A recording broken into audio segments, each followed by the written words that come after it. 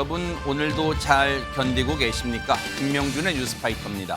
스승의 그림자는 밟지 않는다고 했는데 요새 나오는 뉴스 보면 그림자만 빼고 다 밟는 것 같습니다. 스승의 그림자는 밟지 않는다고 했는데 요새는 아이의 그림자만 밟아도 난리치는 학부모들이 늘고 있습니다. 나무가 아닌 살얼음판으로 만들어진 교단, 언제 깨질지 몰라 불안해하는 선생님들이 늘고 있습니다. 교권 추락은 이미 옛말이고요. 교권이라는 말 자체가 교사의 권위에서 교사의 생존권으로 바뀌고 있습니다. 7월 25일 화요일 김명준의 뉴스파이터, 잠시 뒤에 이 이야기 해보도록 하겠습니다.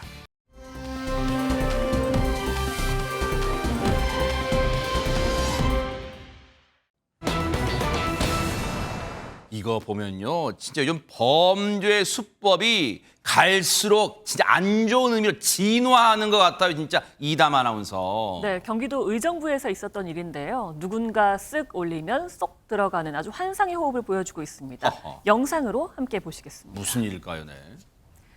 지난 10일 자정이 막 넘은 시각인데요. 셔터가 모두 내려간 지하상가입니다. 네. 2명이 돌아다니고 있죠. 네. 그리고는 한 철문 앞에서 뭔가를 하려다가요. 네. 지나가는 사람을 보고 재빠르게 자리를 피합니다. 어허. 잠시 뒤에 다시 돌아와서 네. 자, 셔터를 남성이 올리고요.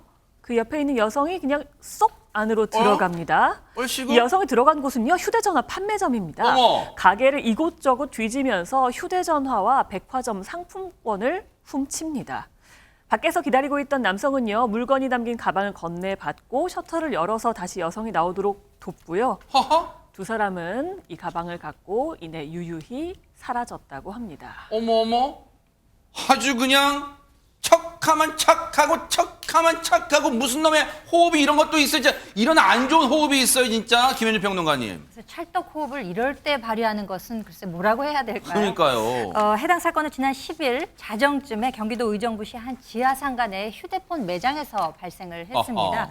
경찰이 조사해 보니까 지금 저 찰떡 호흡을 자랑하는 저 두 사람 10대 고등학생이었다고 합니다. 세상에. 해당 매장에서 1,600여만 원 상당의 스마트폰 9대, 거기다가 50여만 원 상당의 백화점 상품권과 현금 등을 훔쳤다고 하는데요. 하하. 이 훔친 스마트폰은 모두 중고 장터에 팔아서 현금화를 했다고 합니다. 에레기 이 녀석들아. 고등학생들이 진짜 이거 무슨 짓이야? 지금 피해 업주분 얼마나 황당했을까요? 다음날 출근해봐가지고 얘기 좀 들어보시고 이어가 보도록 하겠습니다. 네, 현금도 있고요. 뭐 핸드폰하고 상품권하고 새 거니까 그렇게 되는 거고, 다른 데는 이렇게 금액이 크진 않아요. 일부 팔고 일부 회수하고. 진짜 너무너무 기가 찹니다. 애들이, 학생들이 지금 저런 짓을 했어요. 그런데 지금 저 CCTV 상으로 범죄 수법 보니까요, 양날의 변호사님, 이게 한두 번 해본 솜씨가 아닌 것 같아요. 네, 맞습니다. 이들은요, 아주 똑같은 수법으로 지난 4월 이후에 해당 지하상가의 다른 휴대폰 매장 2곳, 그리고 이제 옷가게도 턴 것으로 확인을 됐습니다. 세상에. 이 10대들은요, 타 지역의 고등학생으로 파악이 됐는데 가장 가까운 시내인 의정부 지하상가로 와서 범행을 한 것으로 추측하고 있습니다. 또 그 와중에 자기 사는 데 말고 다른 데 원정 절도를 갔어요. 이 못된 녀석들아. 그런데 지금 보세요. 저 아이들도, 저 학생들도, 박성배 변호사님, 지하상가에 떡하니 CCTV가 보고 있다는 걸 알았을까요? 몰랐을까요? 당연히 알았을 것이라고 생각을 합니다. 워낙 요즘 주변에 CCTV가 많다 보니까 아하. CCTV에 포착된다고 해서 검거되지 않을 것이라는 그릇된 믿음을 가지고 있었고, 한번 범행에 성공한 뒤에는 역시나 검거되지 않는다는 자신감이 덧붙여졌던 것 같습니다. 어허. 그렇지만 경찰은 CCTV 분석을 통해서 지난 12일 의정부시 한 모텔에서 이 10대 남성과 여성을 긴급 체포합니다. 긴급 체포한 후에는 구속영장을 신청하기도 했지만 검찰은 소년범인 점을 고려해서 구속영장을 기각했고 결국 불구속 상태에서 수사를 진행해 왔습니다. 범행 경위 등을 추가 조사한 뒤에 검찰에 송치할 방침인데, 피해가 크고 범행 수법이 상당히 대담하고 교묘해서 보호처분보다는 형사처벌이 이루어질 가능성이 상당히 높은 사건입니다. 그래요. 이건 법의 따끔한 처벌 받아야 되는데 지금 박성배 변호사님 설명 중에 갑자기 궁금해진 게 있어요. 지금 이 아이들이 검거된 장소가 박성배 변호사님 의정부시에 있는 한 숙박업소에서 지금 검거됐잖아요. 이 아이들이 혹시 미성년자가 숙박업소에 지금 들어갈 수 있어요? 법적으로 어떻습니까? 미성년자 혼숙은 금지되어 있습니다. 그렇다고 해서 이 숙박업소 업주와 관련된 내용이 보도로 나오진 않는데 이 업주를 속인 상태로 들어갔다면 그 업주를 처벌할 수는 없겠죠. 관련된 조사도 자연스럽게 이루어지지 않았을까 싶습니다. 네. 업주가 미성년자임을 알고서도 혼숙을 허용해 준 것인지 오히려 속아서 모른 채로 성인인 줄 알고 입장을 허용해 줬는지에 따라서 처벌 여부가 갈릴 것 같습니다. 그렇군요. 일단 그 부분도 뭔가 일단 경찰이 조사했을 것으로 보여집니다. 어쨌든 이 아이들요, 지금 바늘 도둑일 때 소도둑 되지 않게 지금 오히려 따끔한 법의 처벌을 받아서 정신 차리게 해줘야 될 것 같습니다.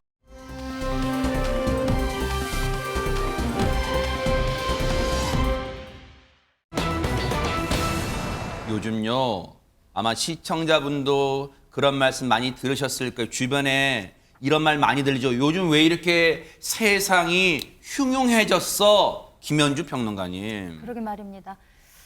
연일 터지는 사건 사고 소식에 정말 가슴을 졸이게 되는데요. 그렇죠. 네. 전 국민을 충격에 빠뜨린 사건이 있었죠. 네. 신림동의 그 흉기 난동 사건. 네. 그런데 이 사건이 일어나기에 앞서서 네. 제기동에 있는 한 전통시장에서도 흉기 난동 사건이 있었다고 진짜 합니다. 왜 이래요, 진짜. 시장에 당시에 설치되어 있던 CCTV에 담겨 있는 그 사건 상황 어허. 함께 보시겠습니다. 세상에, 네. 지금 저 연두색 조끼를 입은 한 남성이 식당 밖으로 걸어 나오죠. 근데 어? 자세히 보시면은요. 지금 저 남성 손에는 흉기가 들려져 있는 상태입니다. 세상에. 이 모습을 본 주변 시민들은 놀라서 뒷걸음질을 치는데요. 네. 이내 시장을 걸어다니면서 시민들을 향해서 흉기를 위협하듯이 들어 올리기도 하고 한 상인에게는 욕설을 내뱉으면서 흉기를 흔들어 보이기도 합니다. 지금 CCTV로 보기만 해도 지금 흉기를 든 채 보세요. 거들먹거리면서 이렇게 지금 막 활보를 하고 있어요.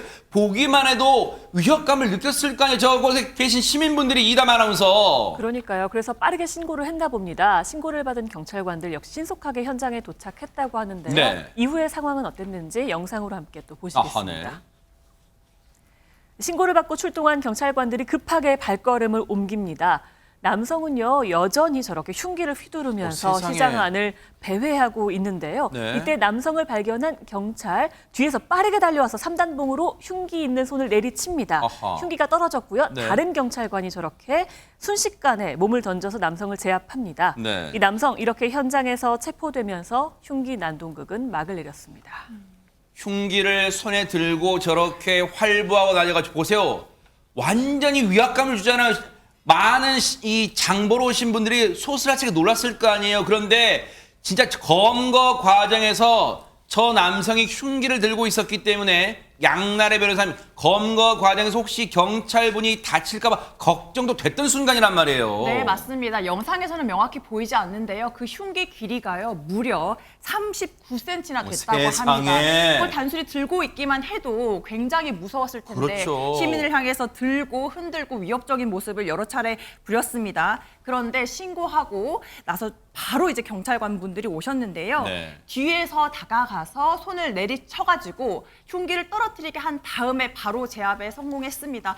경찰관분들이 다치지 않아서 정말 다행이고요. 그러니까요. 그리고 다른 시민분들의 피해도 없었다고 합니다. 맞아요. 정말 잘했어요. 근데 경찰 출신이신 우리 박성배 변호사님 보실 때는 저 제압 과정은 신속하게 매뉴얼대로 대응을 잘 한 건가요? 어떻습니까?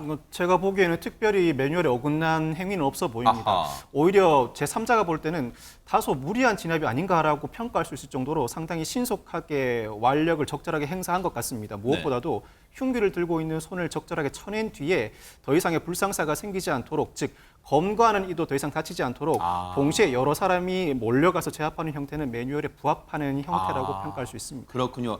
그래서 저렇게 전광석화 같은 검거 과정을 통해 저 남성을 제압했는데, 아니 근데 저렇게 흉측한 물건을 다니고 배회하면서 사람들에게 위압감을 준 저 남성 대체 저런 짓을 한 이유가 뭘까요? 박성배 변호사님. 경찰 조사 결과 이 남성 한 식당에서 난동을 부리다가 음식값도 지불하지 않은 채 쫓겨났다고 합니다. 그런데 쫓겨나올 당시에 이 식당에 있던 흉기를 가지고 나왔고 그 흉기를 들고 시장을 배회하고 있었던 것입니다. 알고 보니 이 남성은 지난해 9월에 출소해 누범 기간 중이었는데 누범 기간이란 형 집행 종료 후 3년 이내를 일컫습니다. 이 기간에 어떠한 범죄를 저지르면 그 범죄에 정한 형의 2배를 가중해 처벌하게 됩니다. 뿐만 아니라 과거에도 수십 차례 비슷한 범죄를 저지른 전력도 있는 것으로 드러났습니다. 결국 경찰 이 남성을 특수협박 및 업무방해 혐의로 구속 송치했습니다. 즉 수사 단계에서 구속된 상황입니다. 이 재발 가능성이 상당히 높은 범죄라면 저 남성을 이번에 또 처벌하고 나서도 반드시 다시 사회에 나왔을 때 반드시 또 다른 재발 범죄를 하지 않도록 예방도 해야 될 것 같다 이런 생각해 봅니다. 아주 흉악스러운 그런 순간이었어요. 그런데 이번에는 제주도에서도 경찰에 긴급한 신고가 들어왔다면서요, 하재근 평론가님. 예, 지난 23일 오후 6시 51분께 제주 한림읍의 한 집에 한 60대 남성이 강도가 들었다라고 신고를 했습니다. 어허. 집에 강도가 들었다. 누가 봐도 지금 긴박한 순간, 누가 도움의 손길이 필요한 순간이잖아요, 하재근 평론가님. 예, 그러니까 경찰이 바로 이제 출동을 했고 굉장히 긴박한 사건이니까 네. 그래서 신고지에 도착했거든요. 네. 그런데 그 안에 들어갔을 때 예상치 못한 상황이 벌어졌는데 무슨 순간인데요? 관련된 영상이 있습니다. 영상이 있어요, 네. 영상을 보시면 이제 경찰이 그 집에 도착을 한 거예요. 네. 그래서 그 안에 들어갔는데 네. 집 안에 있던 60대 남성이 경찰들을 맞이하는가 싶더니 다짜고짜 흉기를 집어들고 저렇게 휘두릅니다. 어머머. 그래서 놀란 경찰이 무방비 상태로 당한 거 아니에요. 어머. 근데 재빠르게 몸을 피하고 이 남성을 넘어뜨려서 제압하는 데 성공했는데요. 그러면 저 남성이 바로 저 집에 침입했다던 강도인 건가요? 그러니까 누가 봐도 상황은 양나래 변호사님, 경찰에게 느닷없이 흉기를 들고 공격했다? 저 사람이 누가 더 강도 아닐까 생각되는데 누굽니까 저 사람? 네, 너무너무 당혹스럽게도 그 사람은 바로 신고를 했던 당사자인 60대 남성이었습니다. 어머. 이 남성은요, 장난 전화로 경찰에 신고를 했는데 경찰이 허위 신고에 따라서 경범죄 처벌법으로 처벌하겠다라고 얘기를 하자 갑자기 흉기를 휘두르면서 경찰을 위협한 것이었습니다. 세상에. 네, 경찰관들 너무나 당혹스러웠는데요. 다행히도 신속하게 제압해서요. 큰 부상은 발생하지 않았다고 합니다. 네. 아니 근데 이 영상을 보거나 또는 이 소식을 전해들은 저 경찰관분의 가족들은요. 진짜 밤잠 못 주무실 거예요. 왜냐면요. 신고를 받고 출동했는데 거짓 신고했다. 그런데 타일렀는데 갑자기 흉기를 들고. 근데 박성배 변호사 지금 영상을 보면요. 흉기를 그냥 든 채 무슨 위협감만 주는 수준이 아니라 달려들었단 말이에요. 지금 경찰에게. 다행히 이 사건에서는 경찰이 그 상황을 미리 예견하고 있었던 것 같습니다. 아하. 이 상황, 경찰이 처음부터 허위 신고를 한 이 남성을 잡으러 간 상황이었습니다. 아하. 이 경찰에 따르면 이 남성 지난해 6월부터 최근까지 제주에서 1000차례 넘게 112에 허위 신고를 해온 이른바 요주의 인물이었습니다. 악질적이네요, 진짜. 그렇습니다. 지난 5월 18일에도 2시간 넘게 빨리 와서 잡아가라, 위치 추적을 해달라 50차례 넘게 횡설수설하면서 허위 신고를 하다가 경찰에 검거되기도 했는데 당시에 이 남성 경찰이 바로 앞에 있는데도 112로 장난 전화를 했던 것으로 드러났습니다. 하하. 결국 경찰 이 사건으로 특수 공무집행방해 혐의로 이 남성을 붙잡아 조사 중입니다. 아니 근데 사실 하재근 평론가님 요즘 이런 생각이 들어요. 유독 주변에서 그런 말씀도 많이 하세요. 이상하게 흉기 사건이 글쎄 언론의 보도가 많이 돼서 그런 건지 아니면 진짜로 많이 늘어난 건지 요즘 들어 뉴스 틀기만 하면 신문이건 방송이든 흉기 사건, 흉기 난동 사건, 흉기를 휘둘렀네 이런 사건 너무너무 많아서 오싹하고 무서워서 진짜 다니기가 무섭다 이런 분들 많아요 지금. 실제로 그런 사건이 많이 벌어지는지 아니면 뉴스에 그런 것만 부각이 되니까 사람들이 주관적으로 그렇게 느끼는지는 이거는 이제 어떤 나중에 통계 자료를 봐야 되는 것이고 네. 뭐 최근 몇 년 사이에 미국에서 많은 사람들이 범죄가 많이 일어난 것 같다고 주관적으로 느꼈지만 아하. 통계 수치를 보니까 의외로 범죄율은 떨어지고 있더라. 그래요? 뭐 그런 결과도 미국에서 나온 적이 미국에서, 있었는데 네네. 네, 우리나라 조사 결과도 지켜봐야 될 것인데 네. 어쨌든 그런 그 어떤 통계 수치와 별개로 실제로 뭔가 과거보다 조금 더 좀 이렇게 흉포한 사건들이 많이 벌어지고 있는 것이 아닌가. 네. 좀 묻지마 범죄라든가 흉기 아하, 사건이라든가 네. 이런 게 벌어지고 있는 것이 아닌가라고 많은 국민들이 좀 주관적으로 느끼고 있으니까 네. 그 주관적 공포심도 무시할 수는 없는 것이거든요. 그렇죠. 네. 그런 부분에 대해서 좀 이렇게 경찰이라든가 맞아요. 일부 기관에서도 많이 신경을 써야 될 것 같습니다. 그만큼 사회 안전장치, 방범장치 이런 거 좀 각별히 신경을 써주시고 그리고 신고가 들어오면 이번 사건처럼 두 사건처럼 경찰분 대응 너무너무 잘했잖아요. 그러니까 즉시 출동하는 그 방법이 그 대책이 시민들의 불안감을 조금이나마 줄여주지 않을까 그런 생각을 해봅니다. 정말 경찰분들 대응 너무너무 잘하셨습니다.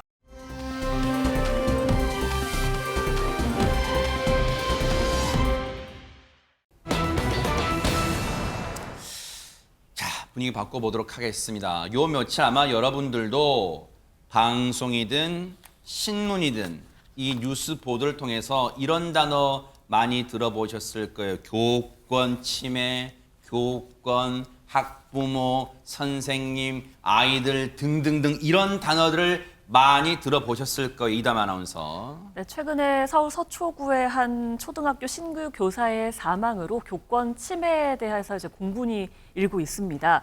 사망한 이 교사와 관련해서는요, 교사가 이제 극단적인 선택을 하기 전에 일기장을 쓴 게 있다고 했는데 이게 이제 어제 서울교사노조가 유족 동의를 받아서 일기장의 일부 내용을 공개를 했습니다. 네.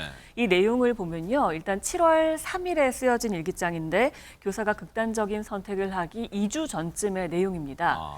이 내용에는 업무 폭탄과 누군가의 이제 난리가 겹치면서 모든 게 다 버거워지고 놓고 싶다는 생각이 들었다. 숨이 막히고 손이 떨리고 눈물이 흐를 뻔했다라는 내용이 있었습니다. 난리라는 말 앞에는 이제 글이 가려져 있었는데요. 그 글자를 노조 측은 학생의 이름으로 보인다고 설명했습니다. 그러니까 고인이 생전에 업무와 학생 문제로 학교 생활에 좀 어려움을 겪은 것을 확인할 수 있다라고 노조가 주장을 하고 있고요. 또 학생이 큰 소리를 지르는 등의 행동을 해서 고인이 좀 힘들어했다라는 노조의 주장 내용과 일기장의 내용이 일맥상통한다라고 주장을 하기도 했습니다. 네. 현재 서초경찰서는요, 이 숨진 이 학교 교사가 담임을 맡았던 학급의 학부모 일부를 참고인 신분으로 불러서 조사를 했다고 합니다. 진상 파악에 좀 속도를 내는 모습을 보이고 있습니다. 네. 일단 이 부분은 이제 경찰 조사를 지켜봐야 되고 그런데 이 사건의 파장이 커지면서 어제는 관련 대책을 마련한 기자회견 자리도 있었다면서요, 박성배 변호사님. 서초구의 초등학교 교사가 숨지고 양천구의 초등학교 교사가 6학년 학생에게 무차별 폭행을 당하는 사건이 이어지면서 최근 교원의 교권을 보호해야 한다는 목소리가 높아지고 있습니다. 이에 따라서 어제 조희연 교육감을 비롯한 서울시 교육청이 세 개 교직단체와 함께 교원의 교원활동 보호를 위한 긴급 공동 기자회견을 열었는데 사실 이날은 서초구 초등학교 교사의 사망과 관련해서 교권 회복 방안을 논의하는 자리였습니다. 그런데 이 서울시 교육청 관계자가 질의응답을 시작하려는 그 찰나에 한 남성이 벌떡 일어서더니 잠깐만요라고 외칩니다. 제 딸도 똑같이 죽었습니다. 제 딸 억울한 사연도 좀 들어주세요. 제발 같이 조사해 주세요라고 호소하면서 흐느끼기 시작했는데 수개월 전 숨진 한 사립기간제 교사의 아버지였습니다. 이 남성 주장에 따르면 자신의 딸도 역시 교권 침해 문제를 겪고 사망했다는 것입니다. 이 절규하신 분은 남성분은 엊그제 서울 서초구에 있는 한 초등학교에서 극단적 선택한 선생님의 그 유족이 아니고 다른 그 극단적 선택한 선생님의 유족이에요. 그런데 억울함을 어제 이분이 내비친 거예요. 뭐라고 했는지 한번 들어보시고 자신의 딸도 정말 억울하게 숨졌으니 이걸 조사해 달라는 거예요. 어떤 얘기인지 한번 들어보시고 이어가 보도록 하겠습니다. 어제 가 많이 울었습니다. 우리 딸은 꽃송이도 하나 못 받고 죽었습니다. 우리 딸 좀. 우리 딸도 똑같은 자식이고 똑같은 대한민국의 학생이고 교사였어요. 똑같은 다 같이 처리해 주세요. 선생님 교육까지 똑같이 죽었습니다. 교육까지 제발 좀 들어주세요. 우리 딸도 6개월 전에 이렇게 장기를 교사 활동을 하다가 제 딸도 억울한 사연을 좀 들으셨어요, 선생님.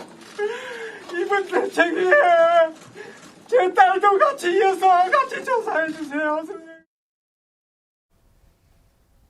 저렇게 울부짖으면서 절규하던 저분의 따님에겐 진짜 지금 어떤 사연이 있는 겁니까? 하재근 평론가님. 예, 저분의 딸이 한 사립학교의 기간제 교사였다고 합니다. 근데 이제 저분 주장으로는 이번에 서초구 학교에서 벌어진 사건이랑 거의 동일한 사건을 내 딸이 겪었다. 그래서 작년 7월에 병가를 내고 지내다가 6개월 전에 세상을 떠났다. 이렇게 이야기를 하면서 내 딸이 생전에 학부모들한테 지속적으로 뭐 옷을 벗기겠다. 그러니까 이제 그만두게 하겠다. 그리고 뭐 다시는 교단에 못 서게 하겠다. 콩밥을 먹이겠다. 이런 식의 협박을 받았다라고 이야기를 하면서 지금 그 딸이 생전에 일기장에 주변 사람들이 도움을 주지 않는다. 뭐 그렇게도 써놨다고 하고 그 이번에 여러 가지 대책이 교권 보호와 관련해서 대책이 나오는 가운데 사립학교 기간제 교사 문제에 대해서도 좀 대책을 세워달라. 그렇게 호소하기도 했습니다.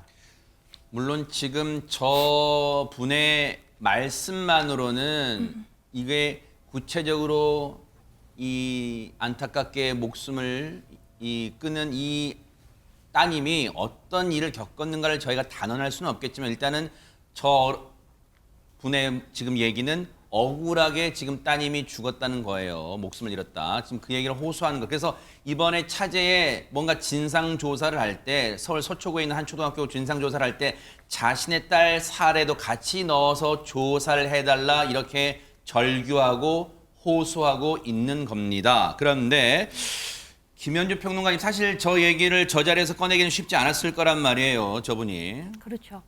그러니까 저 아버님이 정말 울면서 호소하는 그 모습을 보면은 너무너무 안타깝지만 지금 그 아버님 말씀으로만 봐서는 지금 이번 서초구 초등학교에서 벌어진 사건과 좀 입장이 비슷한 것이 아닌가 그런 안타까운 생각이 드는데 사실 그 교사의 죽음이라는 그 현상에 대해서는 똑같지만 저 아버님 입장에서는 그 내 딸의 죽음에 대해서는 세상에 관심을 가져주지도 않고 하다못해 뭐 시쳇말로 그 꽃 한 송이도 못 받았다. 그렇기 때문에 내 딸의 죽음도 똑같이 안타깝기 때문에 이번 사건과 함께 좀 조사를 해서 처리해달라라는 이런 바람이 담겨져 있는 것으로 보이는데 똑같은 교사였기 때문에 살아있을 때는 정말 부모님의 자랑 아니었겠습니까? 그렇기 때문에 이번 사건과 같은 그 시선에서 같은 선상에서 좀 조사해 주십사 하는 그런 내용을 호소하는 것으로 보입니다.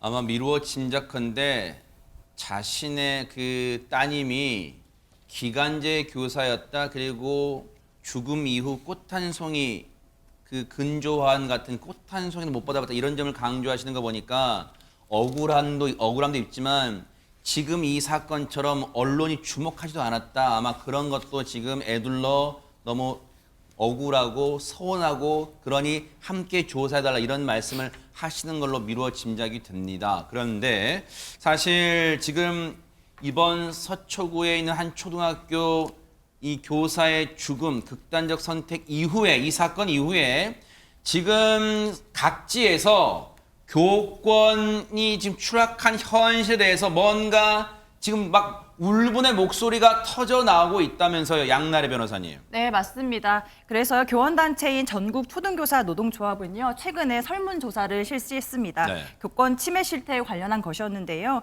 설문에 참여한 초등교사 2,390명 중에 총 2,370명인 99.2%가 교권 침해를 당한 적이 있다고 이야기를 했습니다. 교권 침해 유형으로는요, 학부모의 악성 민원, 그리고 정당한 생활 지도에 대한 불응, 무시, 반항, 학부모의 폭언 폭행, 학생의 폭언 폭행으로 나타났습니다. 또한 경기교사노조는요, 지난 21일부터 교사들이 직접 겪은 학부모 갑질 사례 제보를 받기 위해서요, 인터넷에 공개 게시판을 만들었습니다. 21일부터 23일까지 단 3일 만에 교사 1,228명이 1,665건의 교권 침해 및 악성 민원 사례를 등록했습니다. 네. 일단은 말 그대로 이 사이트가 열리자 본물처럼 현직 교사들의 이런 울분 그리고 그동안 참아왔던 억눌림이 폭발하고 있는 모양새예요. 그런데 일단 관련해서 교사들의 얘기 좀 들어보시고 이어가 보도록 하겠습니다. 아이가 뾰족한 가위로 친구를 위협해서 너무 놀라서 선생님이 소리를 질러서 그만하라고 막았더니 보호자가 교사를 정서학대로 신고하는 경우도 있었고요. 의자나 책상을 던진 아이들도 많고 분노를 그렇게 폭력적으로 노출을 하는데 학급에서 그 순간에 여러 학생들 앞에서 지도하면 여러 명 앞에서 왜 내 애를 잘못을 지적하냐고 선생님은 정서적 학대를 했다고 하고 그래서 따로 다른 교실로 데려가서 이야기를 하면 1대1로 공포를 주고 내 아이를 감금했다라고 또 학대라고 그거를 이야기하게 일부 이제 올라온 얘기 중에 일부 얘기를 저희가 들려드렸는데 이 밖에도 지금 교단에서 어떠한 일들이 지금 현실에서 벌어지고 있는 걸까요? 이담 아나운서. 아까 설문조사에서 49%가 악성 민원에 시달린 적이 있다고 했잖아요. 그런데 이 반 정도의 악성 민원 시달린 적이 있다. 이 사례를 조금 공개했습니다. 이 사례를 보면요. 학부모가 교사에게 올해 결혼하실 계획 있냐? 계획이 있다면 방학 때 해라. 그러니까 인생의 어떤 계획까지 정해주는 거죠. 학기 중에는 아이들 수업 결손이 생기니까 방학 때 결혼을 해라 하는가 하면 아동학대 민원을 제기하면서 한 학부모는 일이 커지지 않게 여기서 마무리하자. 길어지면 개싸움이 되고 선생님만 힘들다라면서 무릎 꿇고 빌어서 끝내라 라고 하기도 했다고 합니다. 그리고 또 하나의 사례는요. 선생님 하는 일이 뭐예요? 자격 있어요? 라고 물어보면서 공무원이 나라 돈을 먹고 뭐 하는 거냐라고 물었는데 이 민원은요. 학부모도 아니고 어른이 아닙니다. 초등학생이 한 말이었습니다.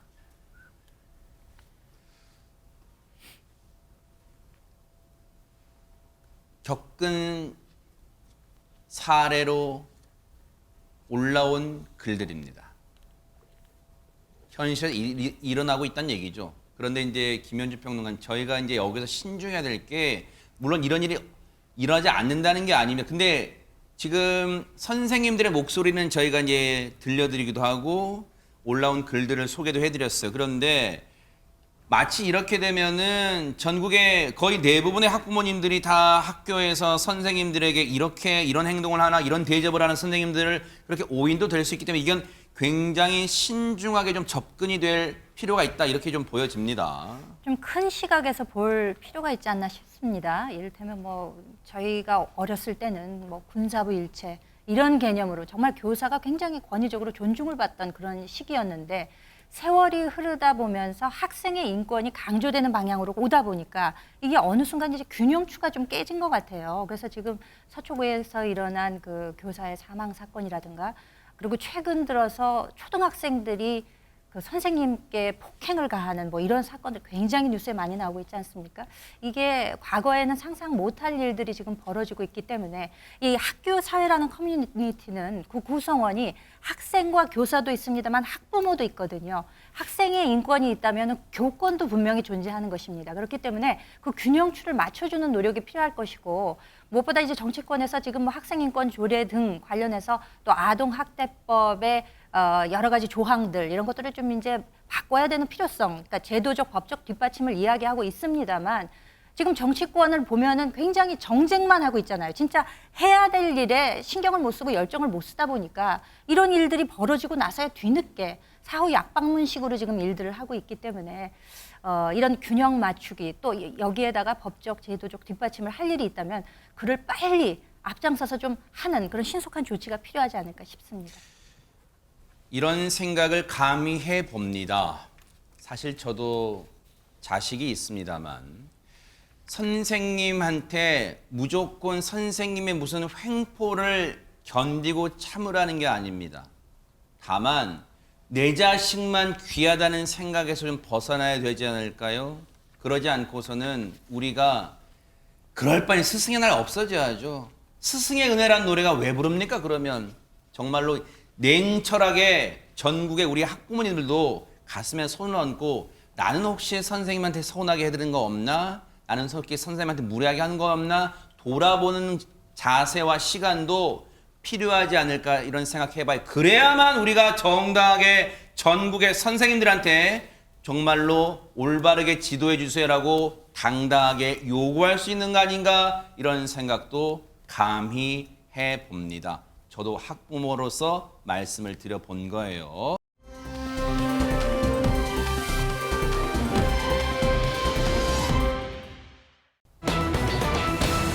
자, 이번 사연은 시청자분이 직접 뉴스파이터에 제보를 해주신 그런 사연인데 제목이 심상치가 않아요, 이담 아나운서. 네, 이 제보를 해주신 분은요, 본인께서 중국인 여성이라고 밝혔습니다. 아, 그래요? 한국에 살고 계시는 중국인 여성이라고 하는데요. 와, 우리 중국 분들도 이제 뉴스파이터 보시는 거예요? 맞습니다. 어허. 아주 글로벌한 뉴스파이터인데요. 네. 이렇게 이제 제보를 했습니다. 자, 너무 고마운 일이 있어서 제보하려고 합니다. 라면서요. 네. 지난 5월에 제 남동생이 한국에 와서 외국인 등록증을 잃어버렸습니다. 아이고. 그런데 잃어버린 걸 알고 그 바로 다음 날 중국으로 돌아가야 해서 아이고. 굉장히 낭패인 상황이었습니다. 네. 라고 했습니다. 이 제보자의 남동생은요. 3년 넘게 한국에서 일을 하다가 지난 3월에 건강 문제로 중국에 있는 고향에 다시 돌아가게 됐다고 해요. 네.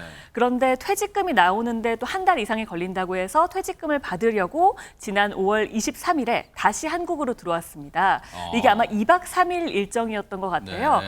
입국 이튿날인 24일에 은행에 가서 퇴직금 관련 업무를 마치고 친구 집으로 돌아왔는데 네. 외국인 등록증을 잃어버렸다는 사실을 알게 된 거예요.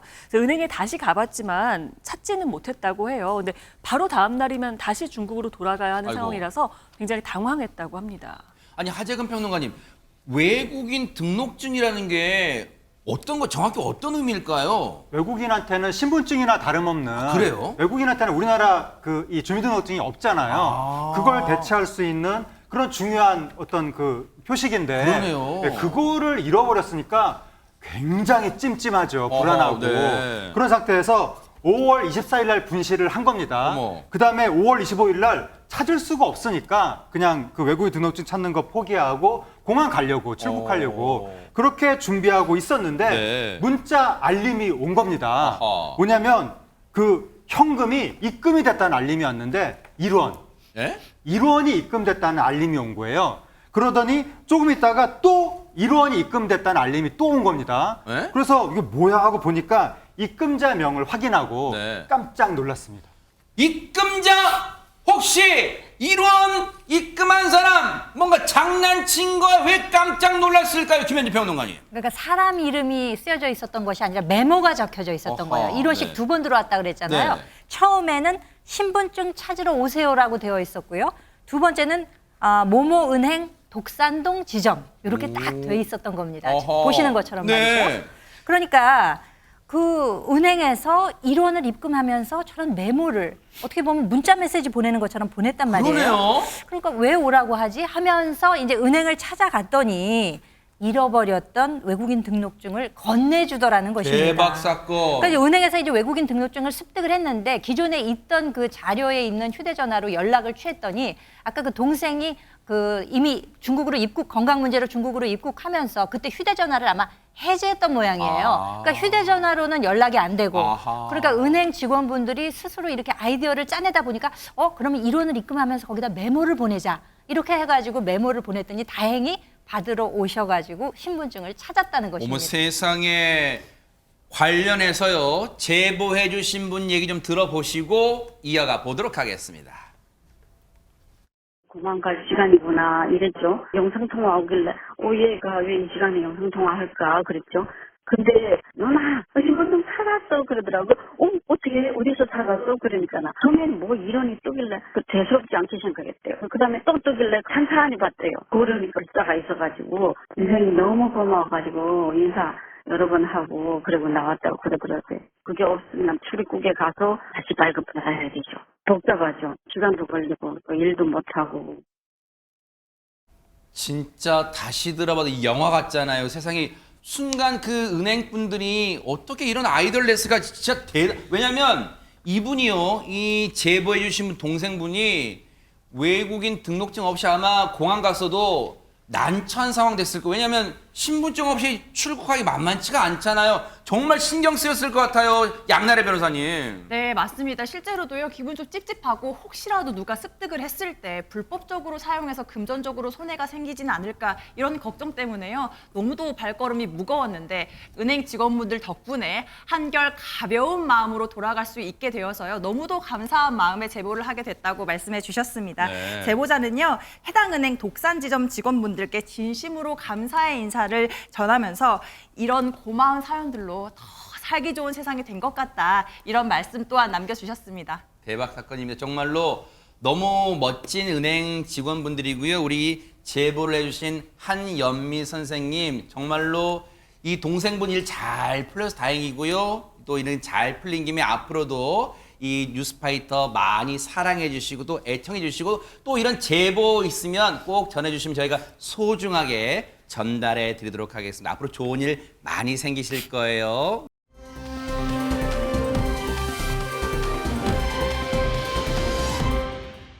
그리고 이번에는요, 반가운 소식이 오랜만에 여러분, 칠곡 할매 글꼴로 유명한 이분들 여러분 기억나시죠? 칠곡 할매 어르신들이 이번에 새로운 도전에 나섰다고 합니다. 먼저 어떤 분야인지 한번 보시고 이어가 보도록 하겠습니다. 니 칠곡 할매 걸꼴 아나? 오늘은 내가 내보러 주인공 돼보려고. 아이고 눈부셔 죽겠다. 빨리 불 켜라. 비트 주세요. 어로리 어로리 어로리 예. 모두를 나도 뜰이 나고 땅콩을 캐도 뜰이 나고 나는 서로 승포에서 장사를 하지. 안주를 만들 때면 나는 힘이 나. 오늘 안주 메뉴는 돼지 껍데기. 손님들이 많이 오면 나는 힘이 나. 소금주다 개고도 개고주다 소금도. 그래도 난 연습해 랩을 계속 연습해. 저를 따르라 아로리야 하나가 열심히 잘해. 두이 두이 두이 와 두이 두이 두이 두이 와. 지금 이곳 스튜디오는 초토화돼서 웃음으로 지금 초토화가 됐습니다. 박성배 변호사님. 이 경북 칠곡군 할머니들 여든이 넘은 나이에 한글을 깨치시고 이른바 칠곡 할매 글꼴이라는 글꼴까지 제작해 큰 화제를 모았었죠. 이 글꼴은 대통령 연하장에도 사용된 바가 있는데 네. 이 할머니들이 이번에는 래퍼로 변신을 했습니다. 이른바 칠곡 할미넴 9명, 평균 연령은 77세이고 지난해 9월부터 10개월간 맹연습한 결과 에미넴 버금가는 랩 실력을 지금 보신 것처럼 선보였습니다. 대박. 할머니들은 자신의 삶과 마을을 소개하는 랩을 무려 4곡이나 완성했다고 합니다. 어머. 대구의 아들 박성배 변호사님, 대구랑 칠곡 가깝습니다. 칠곡에 지금 명물이 됐어요, 지금 저분들이. 이 칠곡은 경북 칠곡이 있고 일부 대구에 편입된 칠곡이 있는데 어허. 경북 칠곡도 제가 자주 방문했습니다. 무려 20여 년 전쯤에 정경대 소회장을 할 때 우리 대원들이 칠곡 미군 부대에 근무하면서 수경을 한 적이 있었는데 어허. 수경지 근무 장소로도 활용됐던 곳이고 온천과 자연휴양림들이 있어서 여러 차례 방문했었는데 이곳에 이렇게 멋진 할머니들이 있는 줄은 꿈에도 생각을 못했습니다. 전 대박 사건인 게 그냥 툭툭 들어봤는데 질문을 모든 경험을 다 해보시는 박성배 변호사님 대박 사건입니다. 그런데 자 언뜻 듣기는 좀 앞서 가사가 이 랩 가사가 심상치가 않아요. 이담 아나운서. 맞습니다. 마을에 대한 자랑도 있었고요. 뭐 일상 이야기도 있었는데요. 잘 보시면 아까 있었잖아요. 고추를 따도 흥이 나고 땅콩을 캐도 흥이 나고 야. 이렇게 일상을 담은 내용부터요. 네. 그리고 흥을 잘 들어보시면 약간 헝처럼 발음을 하세요. 아무래도 지역적인 특색이 헝. 있는 것 같고요. 네. 또 어로 슈퍼에서 뭐 장사를 한다. 그러니까 일상 본인의 삶 이야기를 담기도 했고요. 네. 또 평균 나이 75 한글 다시 배워요. 그러니까 할머니들께서는 최근에 다시 한글을 배우셨다고 알려졌는데 그 내용까지 담겨 있었고요. 네. 젊은 얼라들아 나도 그냥 한다카이 절실히 해바레이 이러면서 사투리가 첨가돼 있는데 요거 박성배 변호사님 읽으시면 제대로 그러니까요. 읽으실 것 같은데요. 한번 라인이 딱딱 읽어보세요, 맞거든요. 진짜. 어떻게 읽을까요? 네. 나는 어로 슈퍼에서 장사를 뭐라고 해야 되지? 평균 나이 75 한글 다시 다 표준어인데? 나도 그냥 한다카이. 열심히 해바레이, 절실히 네. 해바레이, 힘내자 나도 할 수 있어요. 그냥 한다카이 젊은 얼라들아. 아니 박성배 변호사님 대구의 아들이 왜 서울분 흉내를 내시는 거 좀 해보세요 진짜. 대박 사건. 죄송합니다. 죄송합니다. 네.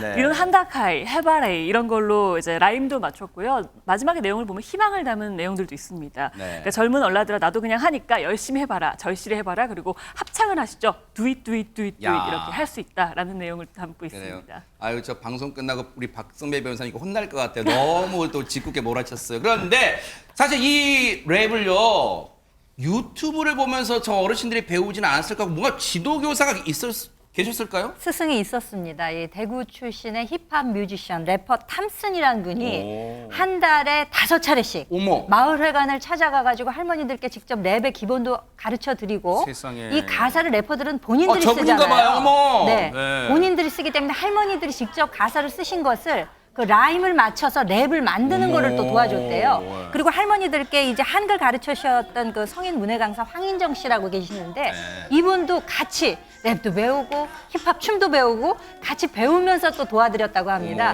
이제 손주들도 집에서 연습하시는 걸 매일 도와드렸는데 할머니들이 얼마나 열심히 연습을 하셨던지 이웃 할아버지들이 하시는 말씀 실성한 거 아이가 이 얘기를 들으실 정도로 열심히 연습을 하셨다고 합니다. 야, 이 랩이라는 게 MZ세대 전유물 막 그렇게만 느꼈는데 근데 다른 많은 장르도 있는데 하재근 평론가님 왜 랩을 어르신들이 선택했을까요? 네. 아까 소밥 주다 개밥 줘, 개밥 주다 소밥 줘 부분이 되게 재밌었는데 그 랩을 선택한 이유는 가장 큰 이유가 손주와의 소통을 위해서라고 합니다. 그리고 할머니들이 보다 젊게 살기 위해서 그래서 10개월 동안 맹 연습을 했는데 이에 대해서 정성주 할머니가 소감을 얘기했는데 며느리도 못하고 젊은 애들만 하는 랩을 내가 정말로 할 수 있을 줄은 꿈에도 몰랐다. 요즘에는 TV에 나오는 랩 가사가 들리기 시작했다. 그리고 무엇보다도 손주와 친해지는 계기가 돼서 좋았다. 이렇게 소감을 말씀하셨습니다. 얼마나 뿌듯하시겠어요. 그런데 이렇게 방송에만 잔뜩 타고 또 SNS만 올리려고 혹시 이 맹연습을 하신 걸까요? 양나래 변호사님? 아닙니다. 무대에서 데뷔까지 하셨습니다. 어머. 지난 9일에요. 칠곡군 어로 1, 2 마을 공연장에서 열린 1080 힙합 페스티벌에서 무대를 종횡무진하면서 아주 멋진 무대를 선보였습니다. 이 무대인가 봐요. 어머. 네, 맞습니다. 네. 200명이 넘는 관객들이 아주 크게 박수 갈채를 보내왔습니다. 할머님들은요, 이것으로 끝나지 않고요. 앞으로도 초등학교와 유치원 등에서 랩과 힙합으로 공연을 하면서 세대 간 소통을 이어나갈 예정이라고 하십니다. 아, 칠곡 할매 어르신들 참 멋지고요. 여러분들도 혹시 뭐가 힘드실 때 이렇게 외쳐보세요. 소밥 주다 개밥 줘, 개밥 주다 소밥 줘 하면 뭔가 흥이 나실 것 같다 이런 생각 해봅니다. 멋집니다.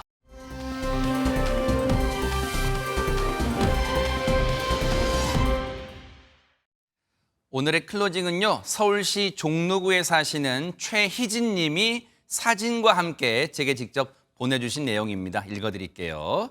사무실에 있다 보면 따분함과 나른함 말도 못하죠. 분위기 전환 차원에서 지난 3월에 방울토마토 씨앗을 심어봤어요.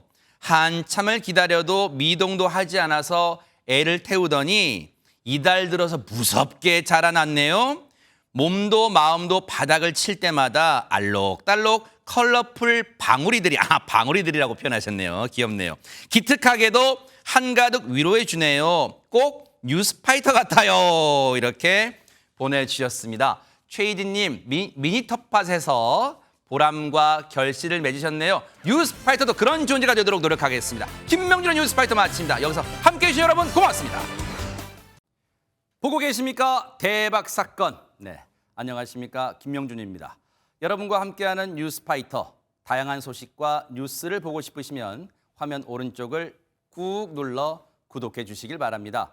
TV로도 유튜브로도 여러분께 한 발 더 다가가겠습니다. MBN 뉴스와 뉴스파이터를 사랑해 주셔서 고맙습니다.